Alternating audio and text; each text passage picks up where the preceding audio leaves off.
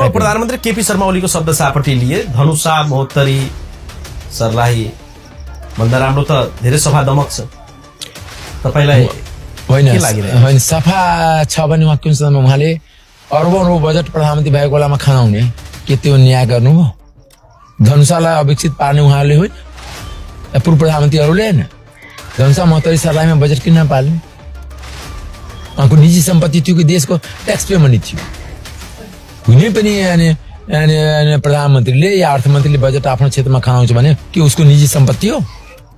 कि देशको सम्पत्ति हो त्यो ट्याक्स पे मनी हो या ऋणबाट लिएको मनी हो ऋण जम्मै नेपाली जनताको टाउकोमा चढ्ने र बजेट जम्मै कहीँ भ्यू टावर बनाउने कहीँ सभा हल बनाउने यसमा खर्च गर्न पाइन्छ जो एयरपोर्टको काम छैन पोखरा एयरपोर्ट बनाएर ऋणमा किन बनाउने